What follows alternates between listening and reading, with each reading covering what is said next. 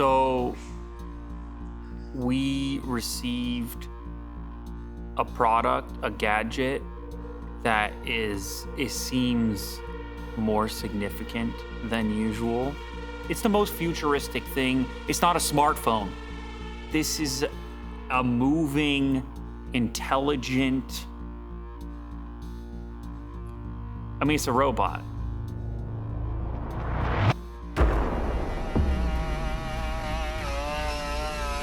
Those early clips were very unpolished. It seemed far off. Oh, they're working on that, but people aren't going to get these things. The early videos prepared you for an eventual reality that you were certain this future would happen and it was on its way, but you weren't certain of the timeline. All right.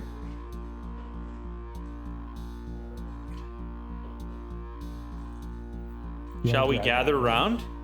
That's the battery. It's here, it's happening, it's a movie. This is a movie now.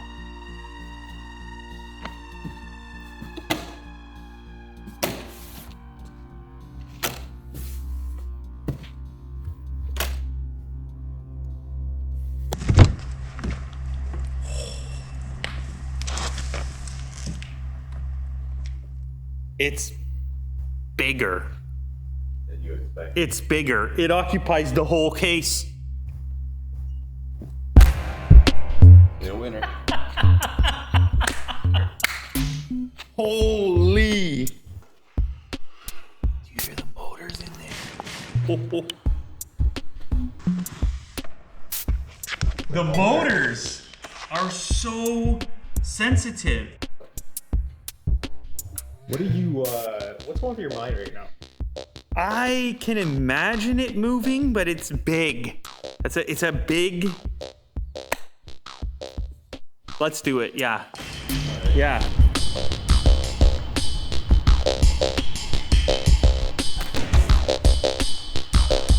This is one of the batteries. It's got a handle on it. It actually looks like it has a power indicator as well.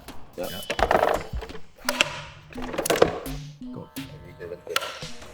Now, I just noticed I almost missed this. Inside the package is a pretty elaborate looking controller. Whoa. It's like video game controller meets drone controller. Yeah, sure. Android. So this is running Android. Yeah, it's a full out Android device, like almost like an Android tablet.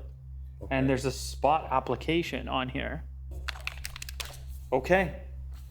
Am I ready? I feel like I need a crash course over here, but the coolest moment is going to be watching it come to life.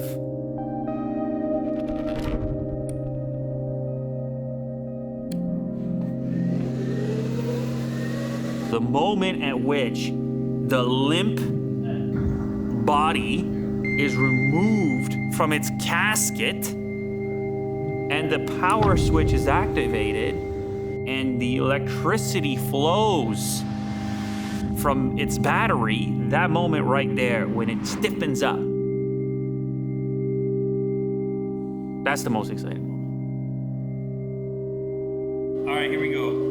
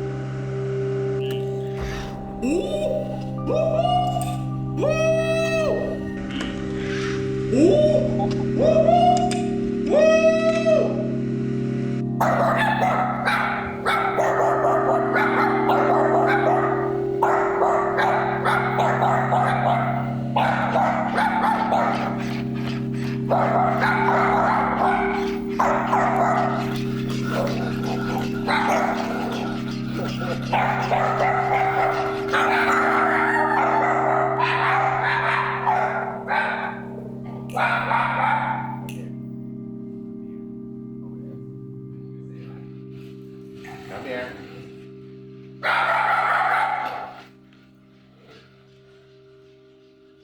Oh my God. His heart rate. Oh my God. Yes, that's it. It happened. It's real. It's not a joke. It's not a joke. It's here.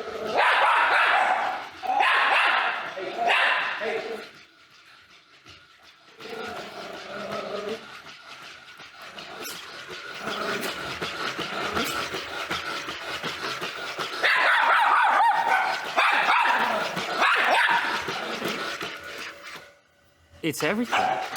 I can imagine a disruption of almost every aspect of your life, every aspect of the traditional ways in which we do things. If you can create a creature that's ultimately like us, moves like us, thinks like us, you imagine it's just a question of how far ahead you want to look. It's anything a human does is where this goes. The artificial human is the eventuality. His heart rate's spiking. How does that make you feel, Jack? Man. It's scary. I'm scared.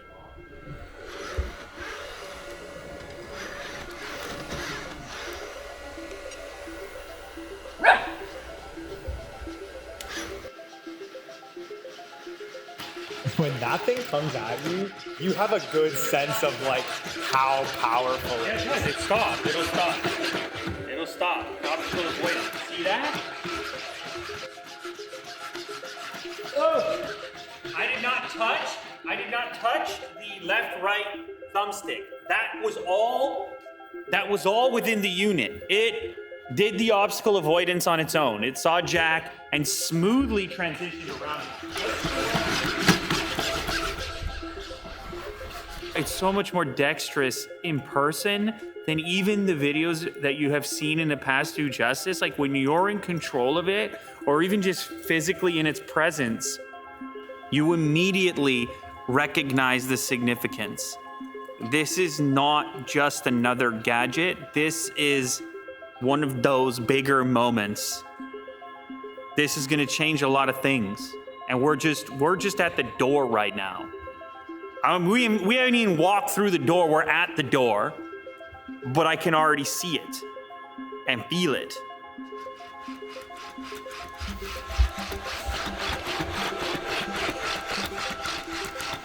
So this is a big one. We've seen it march about. It's obviously incredibly sophisticated. I don't even need to see this next thing to know what this all means. We're gonna attempt to scale these stairs. That's a pretty significant set of stairs. It's gonna require some calculation on behalf of the robot to be able to effectively manage that. We can see that the robot sees the stairs right now, and just like the other settings, stairs is within there. Hop, jog, amble, crawl, stairs, walk. I'm gonna select stairs. I'll leave the speed at half, and then what? I just approach the stairs? Oh my God. God, it's smooth like Oh butter. my God. Oh my goodness. I don't know what I expected. I've seen the robot on video do that, but this is... That test right there, that does it for me. Oh man. It has zero chill as well. The speed at which it scaled those stairs, it was not scared. Oh my God. You're downstairs right now, controlling the robot upstairs. How much confidence do you have? Tons, because of the obstacle avoidance. So I just have a camera view. But where I might screw up and bump into something, I have confidence in its own systems that it's going to be able to navigate around them. Even here, working strictly off of the video footage, I'm still not super concerned that I'm gonna crash it, for example. I'll just bring it all the way around. I'll bring it right back to the stairs right now.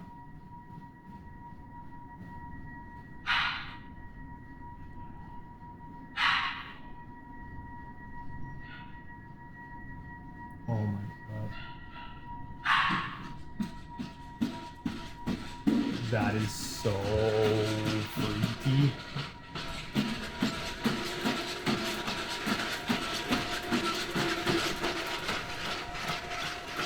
This is a video game. If you can play a video game, you can control this robot.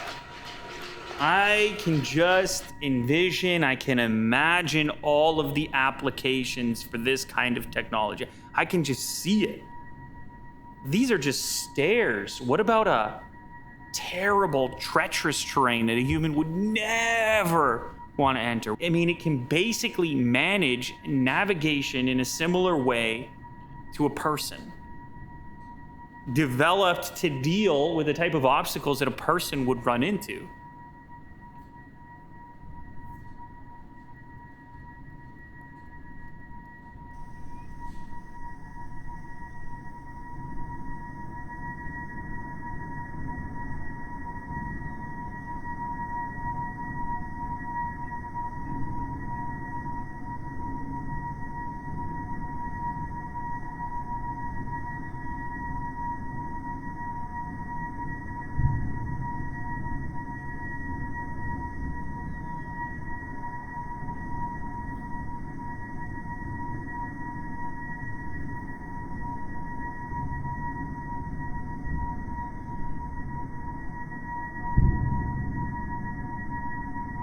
Oh my god!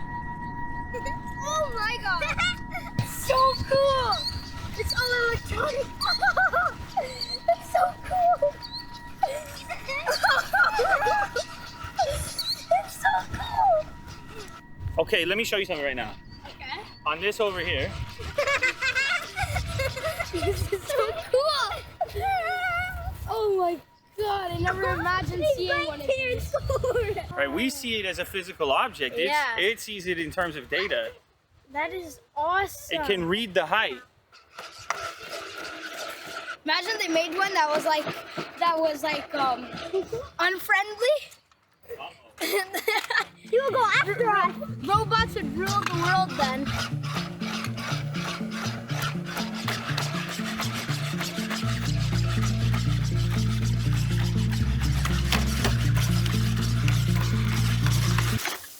Oh, okay, this is actually a good moment. Spot took a tumble because it was trying to navigate this lip on these stones while at the same time there's dirt on the other side. Now what you'll see on the screen is that the robot is faulted and the self-right button becomes available, and watch Spot self-right even in that weird situation with all those plants. Look at this. Boom! Yeah! Let's see if Spot can get out of this terrible situation here. Tight plants. Yeah! Let's go! Let's go! Oh! Yeah! That was tough. Think about this for a second. Spot doesn't necessarily interpret this plant life as soft as it is. Those could be major obstacles. It has to do the computational stuff to figure out, okay, where can I push? How can I get out of here? And this is tight. All these plants down here, some of them high. And so you saw Spot just struggling and staying upright and eventually getting out of the situation. Impressive. When Spot takes a fall, there is a moment of kind of the parenting aspect, right? Spot, are you okay? But same time, it's so sophisticated that you kind of, part of you has confidence that Spot's gonna figure it out, which is strange to have that degree of confidence in something that's still so new.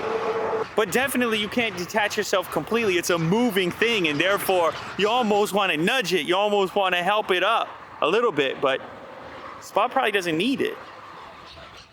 This is too much, right? I don't know. Try it.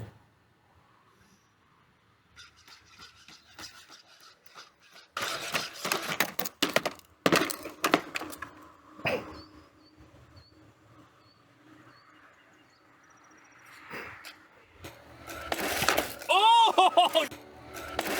Oh! Did you see the push? The push off to get space. Spot got nicked up. Oh man. What's weird is how at first Spot gets nicked up and you think of it as a kind of piece of technology, like you got a scratch on your new phone. But then you realize Spot is an entirely different thing that's meant to be out and active. And when you're out and active, these scrapes and bumps are just daily life for Spot. Spot is not a smartphone.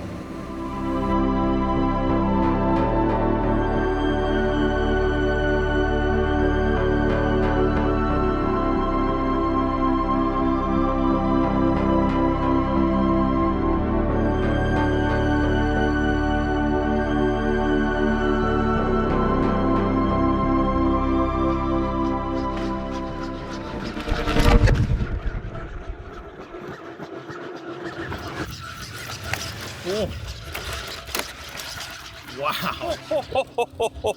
Oh man. The thing to remember here is, yes, I'm controlling Spot with this remote. I can see what Spot sees and I'm sort of dictating the direction, but the calculations are happening inside of Spot.